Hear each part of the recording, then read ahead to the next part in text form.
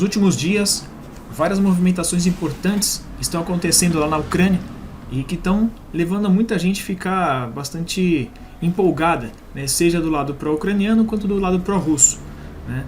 Enquanto do lado ucraniano uma movimentação bastante chamativa está acontecendo lá na região de Kursk, né? Os russos continuam a avançar fortemente na região do Oblast, né? Da região de Donetsk. Então é sobre isso que eu vou falar com vocês hoje, porque tem algumas movimentações muito interessantes que estão acontecendo ou se preparando para acontecer e que eu acho muito importante a gente conversar aqui hoje, porque essas movimentações podem direcionar até o desenvolvimento desse conflito, né? Podem até acontecer algumas coisas mais impactantes nesse sentido. Então vamos lá, pessoal. Eu vou começar aqui fazendo algumas considerações sobre a situação em Kursk, tá? Que é aqui onde o mapa está mostrando, né? Só para ficar um pouco mais fácil aqui para vocês, né?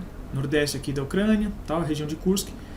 Tá assim, aquela região da famosa Batalha da Segunda Guerra, tá? Mas então vamos lá. Essa batalha aqui, né, tem poucos dias ainda, né? Mas os ucranianos têm conseguido um grande sucesso nesse sentido, pelo menos em questão de avanço territorial, tá? Para falar que é um sucesso efetivamente, a gente teria que saber qual que é o objetivo disso. E até isso aqui é questionável para a gente, né? A gente não tem essa informação, obviamente, né? Mas então vocês podem ver aqui que os ucranianos conseguiram já avançar bons quilômetros aqui dentro. Apesar do que a mídia ocidental, né, o lado pró-ucraniano deve estar tentando vender essa ideia, isso aqui pode ser mais prejudicial para eles do que benéfico. Mas a gente tem 2 ou 3 principais motivadores para isso aqui, talvez, né? Qual seria o objetivo por trás disso, tá? O primeiro, que talvez seja o mais falado ultimamente, é para eles dominarem uma certa faixa de terra, né, um perímetro ali dentro do território russo, para depois poder usar como uma moeda de troca, né, numa eventual conferência de paz, né, em troca de alguma parte, né, algum terreno que os russos dominam aqui, né, no resto da Ucrânia, né. Então eles trocariam essa faixa de terra por algum outro pedaço, né. Não teria como saber hoje qual, né, mas isso é uma possibilidade real, tá? Mas não dá para saber se é essa.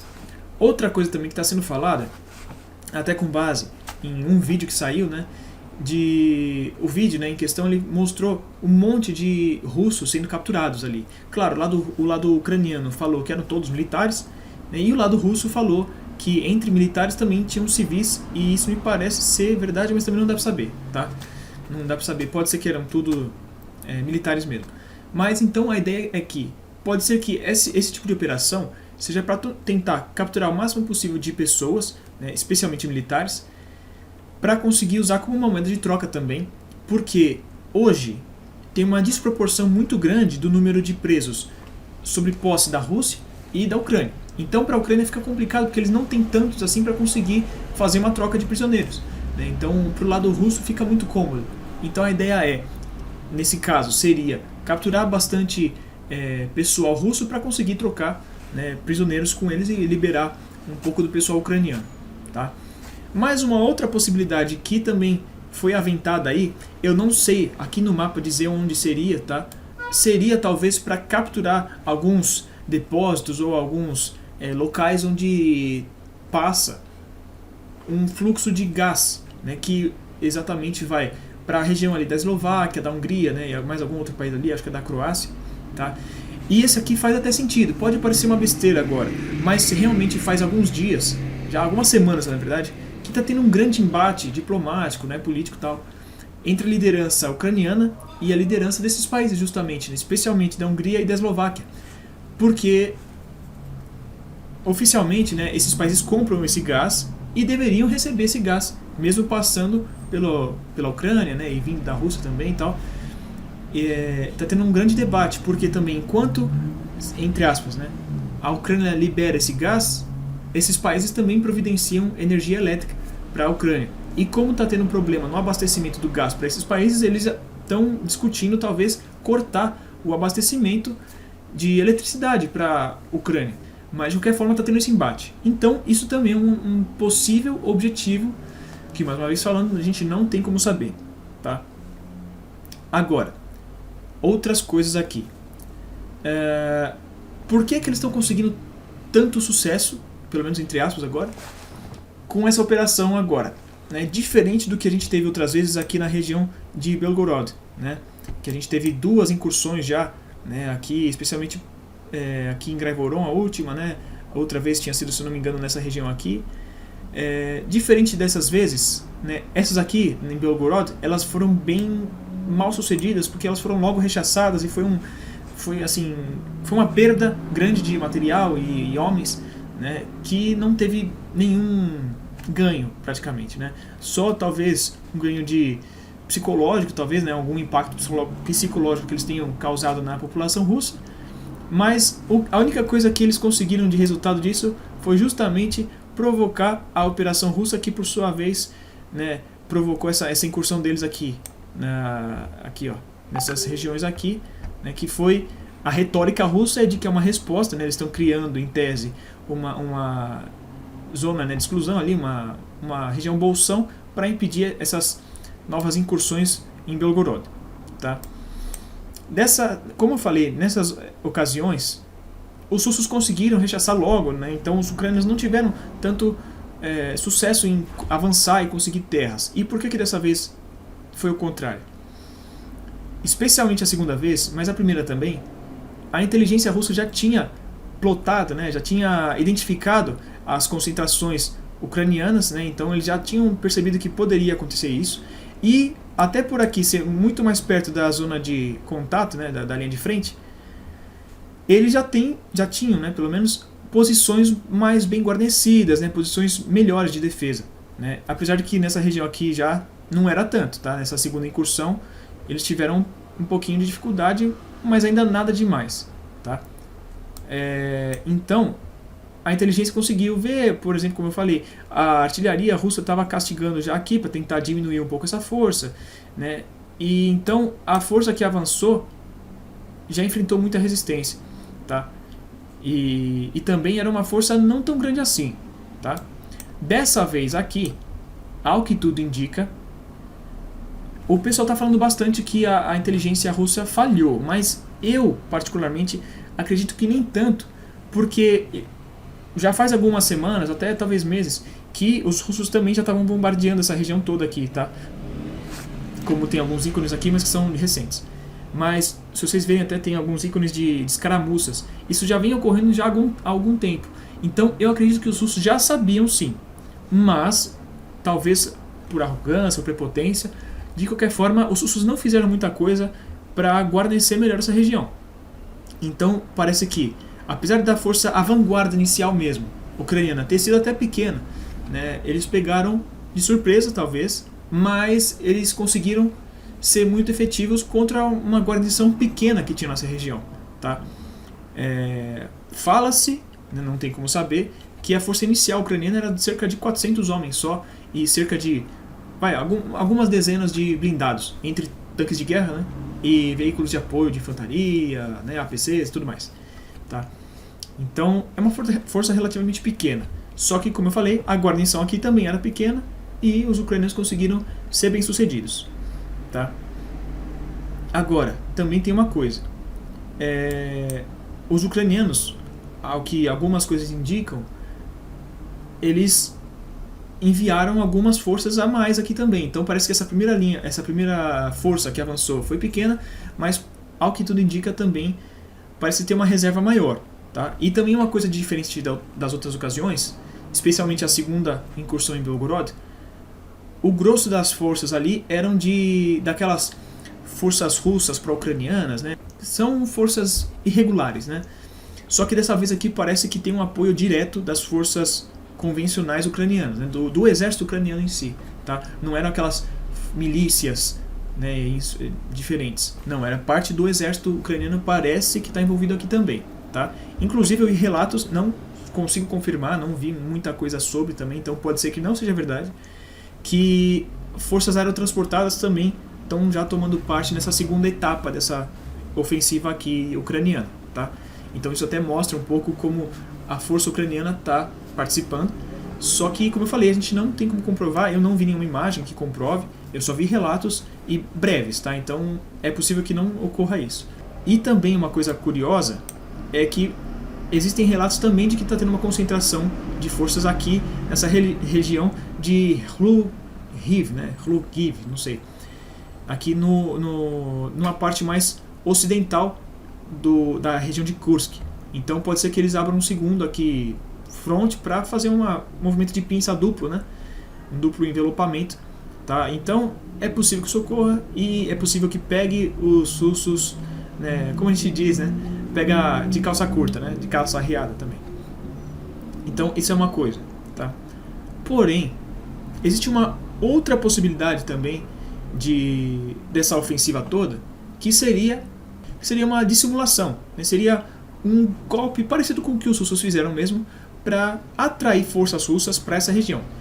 Essa hipótese, né, ela seria para atrair forças russas, especialmente dessa região aqui, desse fronte de Belgorod para cá, que é mais perto, mas talvez de outras regiões da linha de frente, para reforçar essa parte aqui em Kursk e aliviar um pouco a pressão no resto da linha de frente, tá? Isso aqui é possível, porém eu acredito que eles não pensariam isso, porque isso era muito improvável na minha opinião, tá? E como eu já achava improvável, parece que falhou, se essa foi a ideia, porque já estão vindo reforços de outras regiões, como até mesmo da Bielorrússia, em que várias forças do Wagner Group já estão sendo movimentadas para cá, já estão na região de Kursk também. Eu não sei se já estão aqui próximos à linha de frente, mas eu já vi vídeos, né, deve estar aqui na tela, do pessoal em locomoção e já chegando aqui em Kursk efetivamente. Então são forças que não estão na linha de frente, lá no leste, né, da Ucrânia. São forças que estão em outros lugares que estão sendo movimentadas para cá para dar resposta. Então, se essa foi a ideia, não funcionou. E, na verdade, já indo bem de acordo com isso aqui, eu quero chegar no ponto focal do que eu queria dizer sobre esse ponto aqui e talvez um dos principais do vídeo de hoje. Essa empreitada ucraniana, para mim, ela foi muito pior do que o planejado. Não pela operação, não pelo planejamento dela e nem pela execução. Porém, como eu já tenho falado para vocês há um bom tempo, a gente já vem acompanhando isso há muito tempo também, vários relatos dos dois lados falando isso, indicando, e a própria realidade, né, do que vem acontecendo tem demonstrado. O lado ucraniano está com uma falta muito grande de pessoal. Está faltando gente para compor a linha de frente toda. Como eu falei até em outro vídeo, todos esses pontinhos amarelos aqui, se vocês conseguirem ver, são posições defensivas. Como que você vai conseguir guarnecer todas essas posições, fora as outras que não estão no mapa, né? Que esses pontos aqui são do meio do ano passado até, né? Então, como que você vai guarnecer tantas posições, tantas trincheiras, né? Tantos postos de observação e tudo mais, né? Com pouca gente? Então, com essa falta, você ainda vai pegar e empreender dezenas de milhares de soldados aqui, porque eu acabei não falando. Mas uma das possibilidades aqui, eu achei um pouco forçada, tá? Mas o lado russo falou que talvez até 32 mil soldados ucranianos estejam envolvidos nessa operação. Aí, talvez, né, já seja contando o pessoal de apoio, né, de logística, de engenharia e tudo mais, né? Mesmo assim, eu acho esse número bastante inflado. Mas vamos dizer que sejam 10 mil. 10 mil fariam absolutamente toda a diferença aqui em Donetsk, especialmente na região de Avdiivka, né? Mas na região de Bakhmut, né? Na verdade agora é Chasiv Yar, em Siversk também. Várias regiões estão precisando extremamente, elas estão assim, urgentemente precisando de pessoal e não estão recebendo. Mas os ucranianos estão empregando esse pessoal extra aqui. Isso para mim foi um erro vital ucraniano, tá? Que na verdade tem tudo a ver já com os próximos passos que a gente vai falar aqui. Indo agora para o lado das movimentações russas, né, a ação russa que eles estão fazendo, até indo de acordo com o que a gente falou agora há pouco, né, com relação à Ucrânia, né, a gente vem aqui trazer a parte que, na minha opinião, é o ponto principal do conflito hoje, tá? Que é o ponto que deveria mais ter atenção do pessoal, né? Que apesar do pessoal estar vendo, né, mas claro, o que chama mais atenção, né, claro, essa questão em Kursk e uma outra aqui que eu vou falar logo em seguida. Mas o ponto, né, o ponto de gravidade do conflito hoje é essa região agora que eu vou falar, né, que é a região de Donetsk, mas especialmente o setor de Avdiivka, tá? Claro que, na verdade, ele deve estar logo mais, muito mais próximo de ser chamado de fronte de Pokrovsk, que acredito que seja o objetivo russo agora, né, muito provavelmente, e já estão quase chegando lá também, já estão na metade do caminho, na verdade. Aqui, ó, Pokrovsk aqui e Avdiivka aqui, estão na metade aqui, né? Mas vamos lá. Qual que é o ponto? Se vocês analisarem aqui comigo, vocês vão ver que tem muito desses pontinhos amarelos aqui também, né? Que eu já falei que são posições defensivas. E se vocês falarem, como eu acabei, se vocês lembrarem, como eu acabei de falar, alguns meses atrás a gente teve a batalha de Avdiivka, que foi uma das mais importantes da guerra, com certeza, né? Avdiivka era a principal fortaleza, vamos dizer assim, né, ucraniana, né, que era uma posição extremamente fortificada, né, um ponto forte deles desde 2015, né, e do lado de Donetsk, que é a capital, né, do Oblast de Donetsk e tal. E desde então esperava-se uma batalha mais dura, porque você consegue ver aqui a quantidade de posições fortificadas, como eu falei, né. Porém, em pouco tempo, o avanço russo foi bastante considerável, né? E especialmente chegando mais próximos dessa parte mais onde está mais perto da linha de frente hoje, né? O avanço foi bem considerável, foi bem rápido, tá? As primeiras posições até demoraram um pouco mais, porque ainda a gente tinha um pessoal maior, mas conforme os russos foram avançando, a situação ficou pior. Por quê? Como eu acabei de falar, né? Na parte ucraniana, a força que defendia essa região, começando até pela Batalha de Avdiivka, já não era uma força muito grande. Quer dizer, ali até era grande, mas eles estavam enfrentando uma força muito maior, né? Na época da Batalha de Avdiivka, acreditava-se que estava algo em torno dos 8 a 12 mil ucranianos defendendo no ápice ali contra 50 mil. Eu acredito que não simultaneamente 50 mil, né? Mas toda a força russa em operação era 50 mil. Tá? Acabada a batalha, claro que a força que restou, né? Porque uma boa parte desses deve ter sido baixada, né? Ou capturado, ou morto, ou ferido, né? Mas os que sobraram foram formando as linhas defensivas aqui em sequência. Só que isso foi avançando e não foram sendo muito repostas as forças, né? Até a gente sabe que eles foram reforçados pela, talvez, força de elite, né, ucraniana, a 47ª Divisão Mecanizada, né, que eu já falei bastante dela aqui, e o que sobrou dela, na verdade, né, e uma outra unidade também dessas treinadas pela OTAN, né, equipada com o que eles tinham de melhor, né, que eram as forças de elite ucranianas até aquele momento. O problema é que já não estão com força total há um bom tempo. Mas mesmo assim, percebo que são muitas posições. Então isso demanda uma guarnição bem grande, que os ucranianos não têm disponível mais. Tá? E isso acabou impondo, né, que o quê? Os ucranianos não tiveram forças suficientes para defender isso adequadamente. Então, até com isso, os russos conseguiram sobrepujar muito facilmente. E estão fazendo isso agora. Tá? É por isso que os russos estão avançando tanto nessa região aqui. Tá? Em boa parte por causa disso.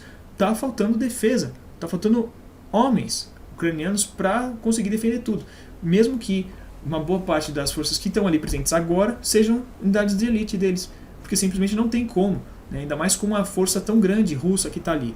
Inclusive, eu ouvi relatos, né, isso é bem provável, que eles estão conseguindo fazer uma rotação muito grande das forças. Então, mal uma força já chegou na linha de frente, já está combatendo, já está chegando o reforço, o pessoal da retaguarda. Então, até hoje eu não tenho mais informação de quantas tropas, né, russas estão ali, né, qual que é o efetivo que estão ali nesse setor. Né, lembrando que antes era 50 mil. Tá? Eu não duvido que algo seja, que ainda seja algo em torno disso, ou talvez até mais. Tá? Embora é possível que tenham enviado uma parte para outros lugares. Mas eu acredito que deve estar em torno disso mesmo. Porque, se vocês acompanharem comigo aqui, no momento que eu estou gravando esse vídeo, tá? Esse mapa na verdade aqui é do dia 7 ainda, do 7 de agosto, vocês podem ver esses pontos mais avermelhados, né, um pouco mais fortes, são o do último levantamento. Olha quantos lugares eles estão avançando contra. Né? Então, realmente são muitos pontos. Então você imagina, para uma posição ucraniana, conseguir se defender de múltiplos vértices, né, de ataque, eixos de avanço. Né? Fica muito difícil. E ainda mais quando você tendo poucas forças. Né? Porque se você tiver forças mais abundantes, você consegue mobilizar uma reserva para cobrir a parte que você não está dando conta, né, ou de um novo local que os russos poderiam estar avançando, né, os ucranianos poderiam mandar mais gente. O problema é que eles não têm esse pessoal. Então isso está sendo uma grande dificuldade para os ucranianos, e com isso os russos estão conseguindo avançar bastante aqui, né? Eu vou ver se eu consigo arranjar um mapa para mostrar a diferença nesses últimos dias ou talvez semanas, tá? Então isso aqui é um ponto muito importante para a Ucrânia e para a Rússia também, claro, né? Isso a gente até vê de longe, vocês conseguem perceber, claro que aqui os ícones estão cobrindo tudo, mas a gente consegue ver que é a região toda aqui, né? Percebam que é um bulge, né? Esqueci uma nomenclatura aqui, mas é uma parte de avanço para fora, né? Caramba, esqueci a palavra. Vocês conseguem ver que é uma parte que está se fincando, né? Dentro aqui da Ucrânia. Está rompendo, já rompeu a linha, né? Se a gente pensasse que aqui era a linha ucraniana, aqui teve uma parte que conseguiu romper, né? Então já estão criando aqui uma zona avançada aqui, né? Se eles continuarem avançando até o ponto aqui, né, de Pokrovsk, vocês percebem que vai ficar uma grande zona ainda, talvez exposta, talvez não, provavelmente vai ficar exposta, tá? Isso só pensando na questão do flanqueamento, da movimentação, tá? Tanto aqui acima quanto aqui abaixo, né? Seriam zonas que eles poderiam atacar por trás, né? Isso com certeza atrapalharia muito a presença ucraniana aqui, tá? Isso é uma coisa que acontece frequentemente no âmbito tático. Aqui a gente já está falando estratégico, né? Tanto que a gente está vendo aqui de uma distância bem grande. Mas isso é uma coisa que acontece. O problema maior ainda que isso é que, se vocês analisarem comigo aqui, ó, Pokrovsk, conseguem ver que tem várias linhas saindo daqui, né? Que são rodovias, né, que saem daqui. Pokrovsk é um dos principais eixos logísticos das forças ucranianas, especialmente nessa parte aqui, mas tanto do sul, aqui indo para Zaporozhye também, quanto até aqui, até chegar na região de Chasiv Yar, cadê? Aqui, ó, que é um dos pontos principais também, tá? Então toda essa região aqui é abastecida em grande parte por Pokrovsk, tá? Então os russos dominando Pokrovsk vão colocar uma grande dificuldade logística nos ucranianos, que inclusive já é um dos principais problemas deles, né? Um dos gargalos que eles estão sofrendo é a parte logística, porque, claro, também sendo justo, os russos estão colocando uma grande dificuldade nisso, com a aviação, com os drones, né, com a artilharia também, estão dificultando o trabalho. Mas então isso dificulta bastante a vida dos ucranianos. Então, se os russos vierem a dominar esse âmbito logístico, vai dificultar bastante para os ucranianos, tá? E isso demonstra a importância desse avanço russo aqui, tá?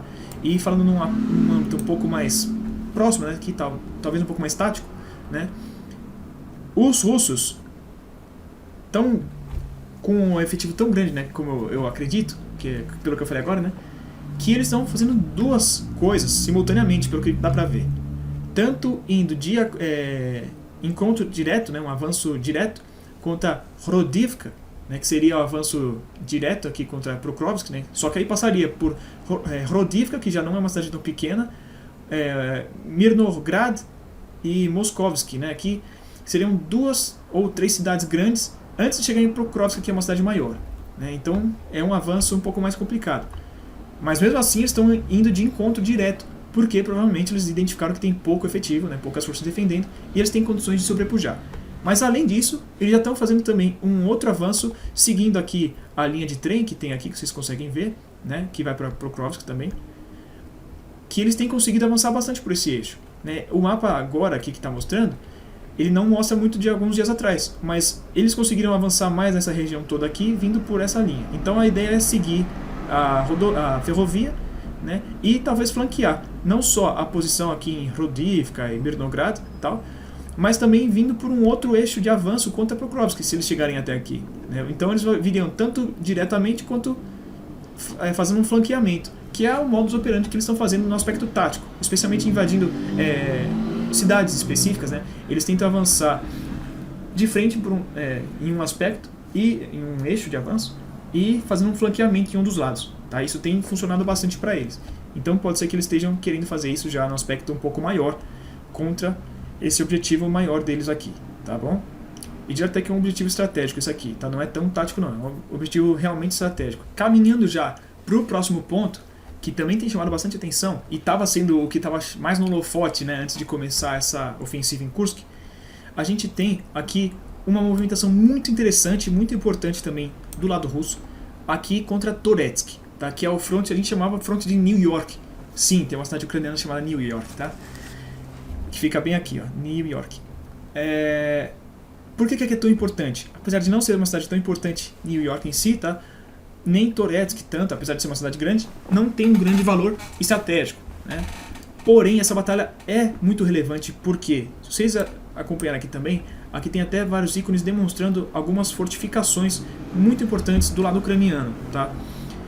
Essa região também, assim como eu falei de Avdiivka, eu diria que é a segunda parte mais fortificada desde 2015 ali. E ficou estático até agora. Por mais que os russos tentaram, em alguma ocasião ou outra, fazer algum avanço ali, foi uma coisa em pequena escala também, mas não conseguiram nada ali, por tão bem feitas que eram essas defesas, né? E também acredito que eram bem guarnecidas. Porém, até por conta disso, os russos pararam de fazer grandes ataques, no máximo uma escaramuçazinha aqui ou outra ali a cada 3 meses, coisa assim ínfima no conflito. Parece que eles desguarneceram uma boa parte do pessoal que estava defendendo ali e mandaram para outros lugares que realmente estavam precisando mais, né, desse pessoal. O problema é que, da mesma forma que eu falei, o que aconteceu aqui em Avdiivka, né, ali chegando em Pokrovsk, está acontecendo isso exatamente agora também nessa região de Toretsk e New York, né, os dois. Os russos estão conseguindo avançar bastante também e em uma velocidade considerável até, coisa que era impensável há pouco tempo atrás. Por conta do quê? Justamente essas defesas, né? Essas defesas aqui, elas impediam basicamente o avanço russo. Tanto é que mesmo agora eles não avançaram direto por aqui, como vocês podem ver, né, o mapa. Eles começaram aqui por baixo, flanqueando essa linha defensiva, né? Claro que aqui também existia uma linha de defesa, claro, né? Até porque está direto na cidade. Isso acabou negando uma boa parte dessas defesas e simultaneamente também fizeram flanqueamento pelo norte, né, diretamente vindo aqui, especialmente eles começaram em Pivnishny e também junto ali em Zalishny e Druzhba, né? Então foi uma coisa bem espantosa, tá? Primeiro, na verdade, eles vieram para o Privdeny Shumi, tá? Falando mais certinho aqui, mas depois logo em seguida disso aqui eles vieram para cá. Aqui vocês podem ver já que é uma parte de uma região metropolitana aqui, né, de Toretsk. Não é exatamente, mas vocês entenderam, tá? Então isso aqui é muito importante porque é uma região bastante bem defendida, em tese, né? Só que agora, por conta da falta de pessoal, os russos perceberam essa vulnerabilidade e estão conseguindo avançar. Porém, como eu falei, não é uma grande região estratégica, em si eles não têm grande valor. Porém, qual que é a grande importância disso? Quem foi mais observador aqui deve ter notado que essa região é justamente entre os pontos da Batalha de Avdiivka. Não sei se pegou a porra da moto passando aqui, né? Bagulho alto do caralho. Perdão. Não sei se pegou, vocês perceberam. Mas está entre Avdiivka, toda essa região de avanço, e justamente a região ali de Bakhmut e Chasiv Yar, né, onde teve a famosa Batalha de Bakhmut, e está tendo agora também a Batalha de Chasiv Yar. Se vocês olharem, aqui está bem no meio dos dois. E, se vocês olharem também, aqui tem um grande côncavo, né? Aqui eu esqueci como fala também, mas uma grande abertura aqui. Então, isso aqui tem um pequeno problema que o pessoal geralmente não percebe, mas pensa você preencher toda essa área com tropas. Se você pensar aqui, olha quanto região você tem que defender. Você encurtando a linha de frente, você consegue liberar um grande pessoal para ir para outras áreas ou então para pressionar com mais intensidade em algum lugar, tá? Então, você eliminando essa linha defensiva aqui, você consegue avançar e ir encurtando essa linha de defesa, essa linha de frente aqui, tá? Então, aqui é muito importante, porque imagina os russos conseguindo liberar, justamente como eu falei, esse pessoal, e avançando mais intensamente em outras regiões que estão com pouco pessoal ucraniano. Pode ser que os russos consigam grandes avanços. Então isso aqui é muito importante, tanto para o lado russo, né, nessa possibilidade, quanto para o lado ucraniano entender que isso é possível, tá? E justamente nesse quesito que eu estou falando, o quão importante foi ter os ucranianos feito essa operação aqui. Porque eles desperdiçaram tanto pessoal nessa região aqui, que não tinha necessidade, enquanto em outras regiões está faltando gente para defender. entendeu? Então esse aqui é o grande ponto do que eu estou querendo trazer para vocês hoje. Todas essas operações importantes que estão acontecendo simultaneamente, tá? Por conta que, imaginem vocês, como eu estou falando, aqui já está acontecendo coisa, né? E está sendo rápido. Os russos podem logo mais estar aqui em Pokrovsk. E eles tomando Pokrovsk, ou pelo menos colocando em xeque, já de forma que a logística não consiga funcionar bem aqui em Pokrovsk, só de chegarem perto, né, já ficar em alcance da artilharia, especialmente se chegarem perto o suficiente para, por exemplo, um tiro de tanque, vou falar de uma forma mais simples, conseguir acertar algum comboio, já impede os comboios logísticos de saírem daquele Pokrovsk. Então, imagine, se os russos conseguem isso aqui, conseguem passar aqui de Torezk, né, New York, perdão, né, e conseguem ir avançando aqui, tá encurtando essas linhas. Imagine vocês o que não pode acontecer na guerra, tá?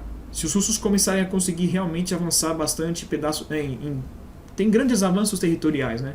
Isso pode complicar muito a vida dos ucranianos, tá? E isso pode acabar, inclusive, culminando até em uma outra questão que eu já comentei com vocês, que é possível que logo mais, dependendo de alguma grande coisa que acontecer, pode capitular, né, a Ucrânia. Pode realmente ocorrer assim, uma debandada geral das forças militares ucranianas. Isso não é impossível de acontecer, tá? Realmente. Porque realmente a situação lá tá ficando complicada. E a gente recebe relatos do lado ucraniano, tá? Não é propaganda russa. O lado ucraniano também tem relatado muitos problemas internos. Até pela questão da existência de vários grupos, de várias milícias, né, melhor dizendo, que são até um pouco mais radicais ali dentro, tá? Então isso também está colocando uma série de problemas para eles.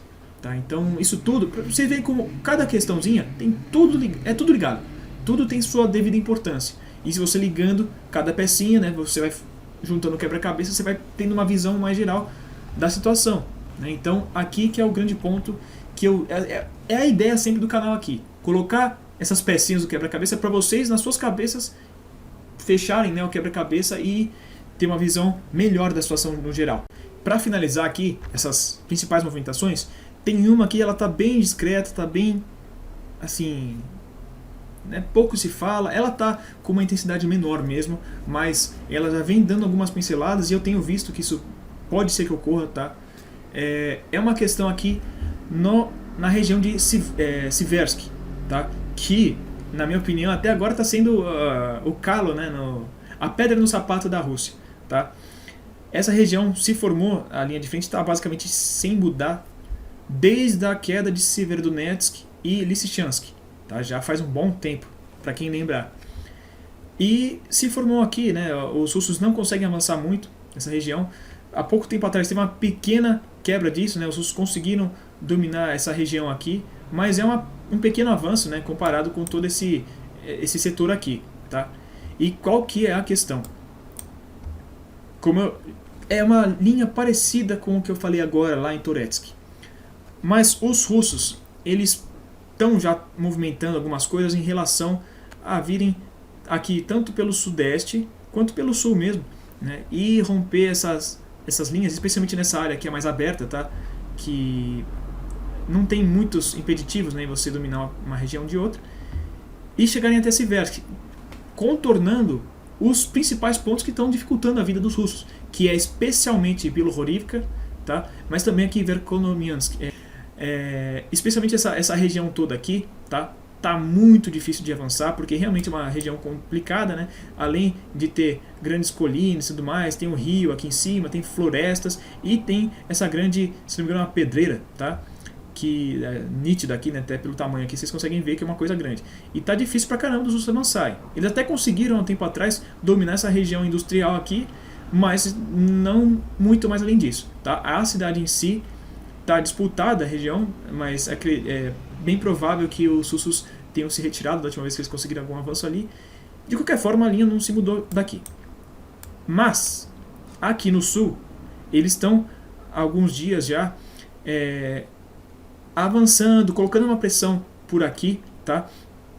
Então, se eles conseguirem isso, pode ser que eles acabem forçando ou a retirada dos ucranianos, o que eles não têm feito tanto, mas ultimamente até tem acontecido, mas eles podem flanquear de qualquer forma e acabar sobrepujando essa posição defensiva aqui, tá? E da mesma forma que eu falei ali em Toretsk, aqui ó, percebam que também é uma região aqui, uma bolsa, né, um bolsão. Acho que o bolsão era uma palavra que eu estava procurando também antes, mas isso aqui, eles têm esse bolsão aqui, né, que se vocês verem aqui, ó, tem a linha reta russa, faz esse bolsão e vem a linha reta aqui. Então é um desconforto para os russos ter tanto pessoal aqui, né, disperso, quando eles poderiam ter uma coisa mais justa, né? Então eles conseguiriam ter uma situação mais agradável para eles.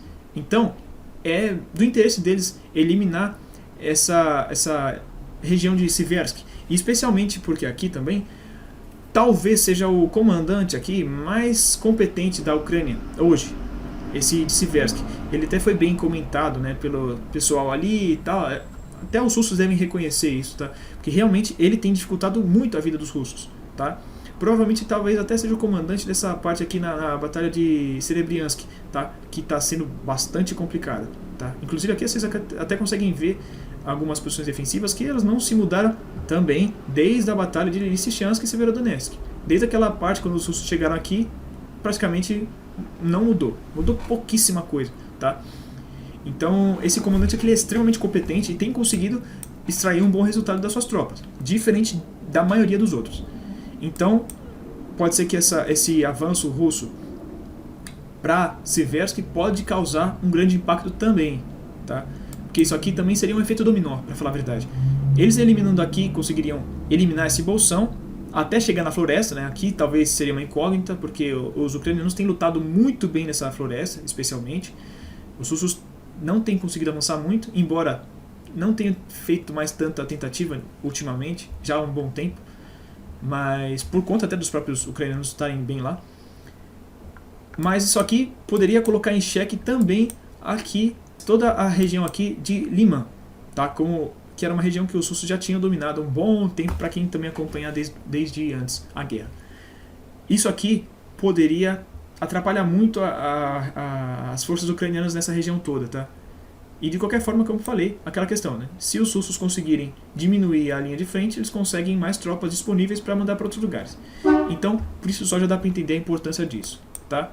Tem alguns outros lugares aqui no conflito, na linha de frente, como por exemplo essa região aqui, né, próxima de Kupiansk, né, o front.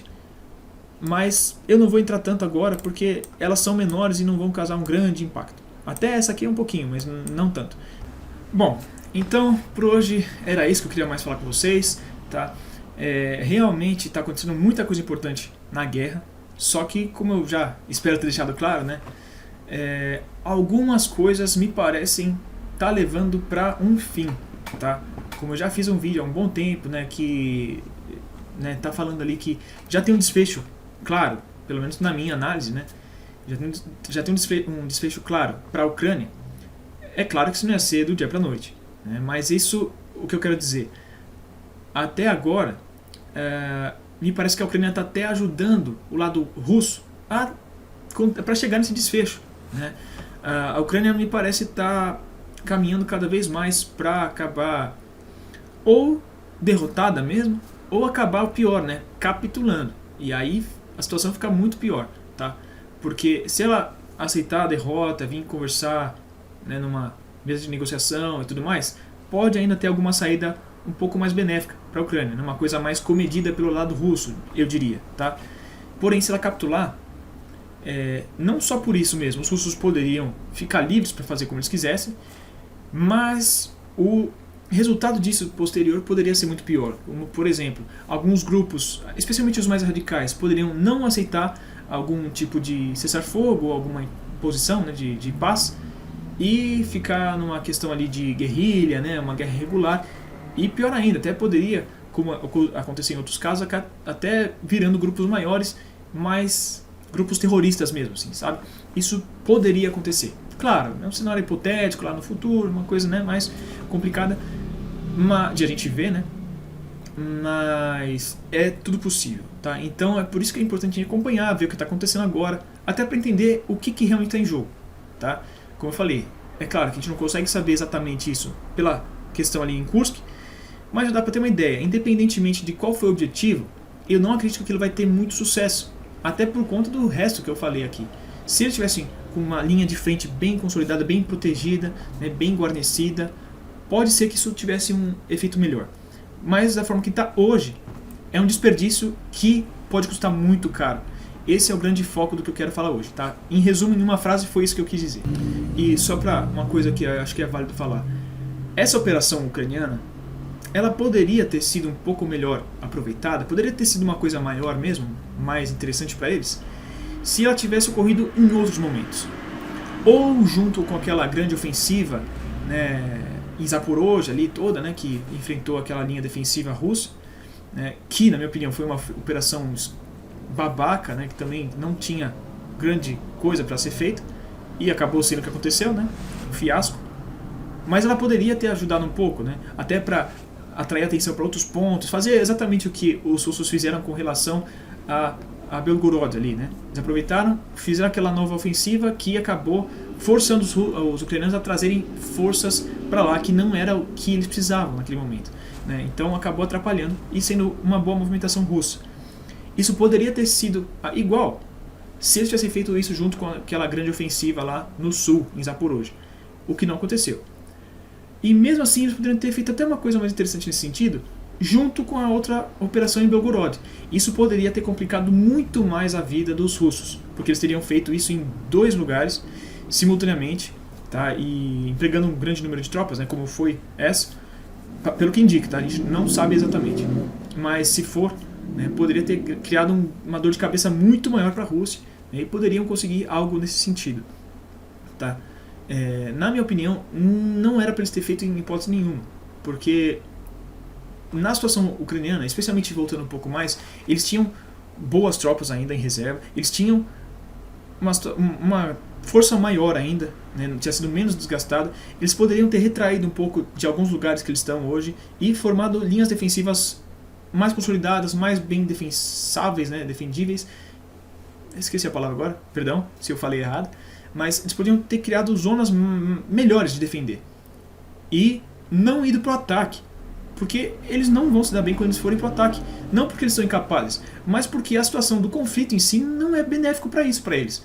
O quanto mais eles puderem segurar uma região defensiva e impor custos, né, para os russos, né, impor baixa, custo material e tudo mais, que nem é, por exemplo, em Siversk, que é o único lugar que eles estão fazendo assim e estão tendo um bom resultado.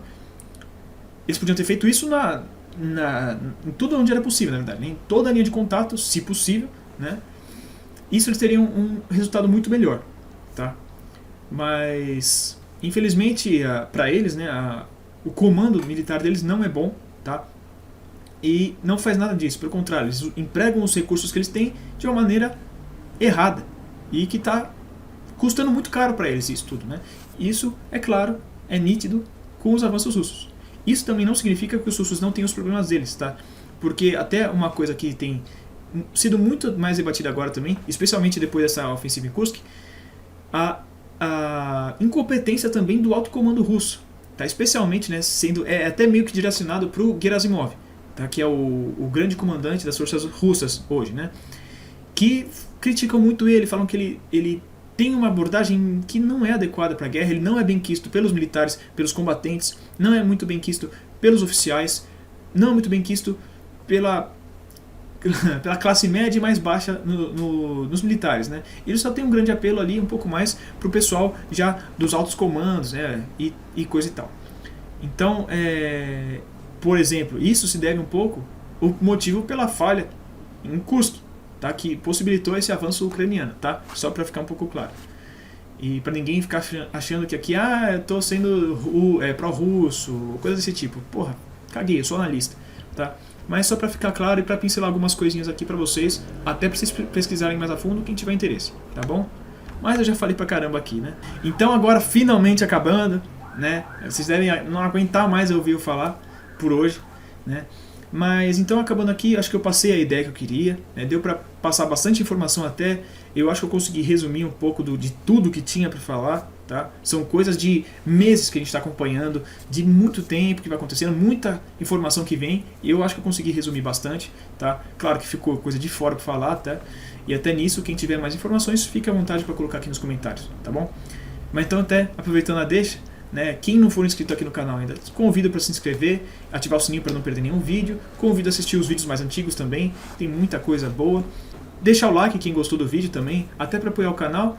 Como eu falei, qualquer informação extra, mas qualquer comentário, qualquer sugestão também, deixa nos comentários que ajuda. E compartilha esse vídeo com quem você sabe que gosta desses assuntos, quem pode absorver alguma coisa legal, alguma informação importante, né? Quem pode aprender alguma coisa com isso, né? Quem gosta desses assuntos, sua família, seus amigos e tal, manda pro pessoal aí, tá bom? Então por hoje é isso, espero que esse vídeo tenha sido bom, tenha sido informativo para vocês. E é isso, pessoal. Agora espero vocês no próximo vídeo e vamos ver o que vai acontecer até lá, né, pessoal? Então, até lá!